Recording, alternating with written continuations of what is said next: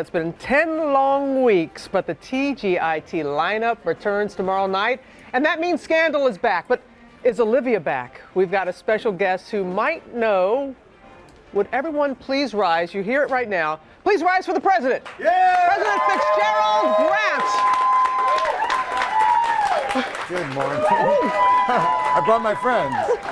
You brought bodyguards too. Thank you for playing along. Tony Goldwyn to everyone. Thank you very much for playing along, Tony. My pleasure. We even hired the bodyguards. You did. We I brought them spared with no expense. Those are my fellas. Yep. Do you get a kick out of playing the president? Oh, it's so much fun. I never. It's always. I'm always surprised when I walk down the street and people say, "Hello, Mr. President," or "It's the president." Yeah. No, it's really cool. Well, we have missed you for 10 long weeks, but you really gave us something with the winter finale, which you also directed. That's right. Exactly. Yeah. So are we going to find out tomorrow night a little bit about where Olivia possibly could be? As you know, I can't reveal anything except you will find out more. Right. I can't tell you you'll find out where she is or what happened, but I can tell you that the show takes an entirely new direction tomorrow night. And it's crazy. It's really great. Shonda, as she has done over and over again, just kind of reinvents the show, and we go, takes on a different tone. It's pretty outrageous. You do well without saying a lot about, without giving up too much. You say a lot without giving up. Are you sure you're not a politician? Because you did really well. I play one on TV, but Oh, but as we said, you directed, and you have directed other episodes, and that scene between Cyrus and Olivia, when she's telling him to man up. Now, we can't repeat some of the language. Is that not suitable for morning television? Not for morning television, but perfect for Thursday night. My favorite phrase. It's become my favorite phrase. Wish we could share that. What you would think that they would be cracking up. They weren't doing this, but you were.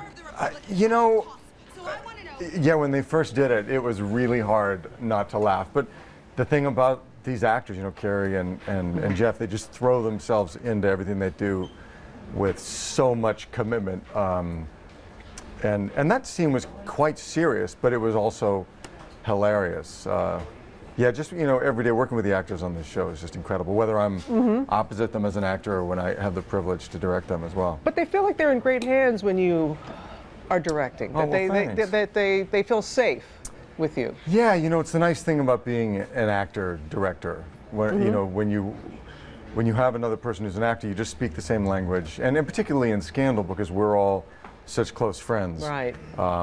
Aside from Carrie's merciless teasing of me. Does she really? Oh my God, she never gets. No, she's great.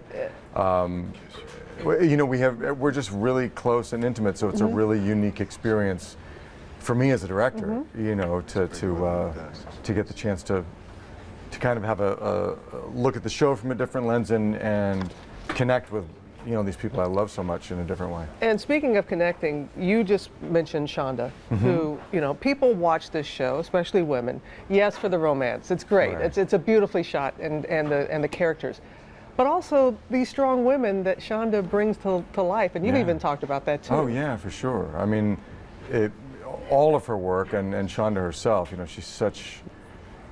She just never ceases to amaze me. She's always challenging herself. She's always challenging us. And, I'm so happy. She owns Thursday nights on this network.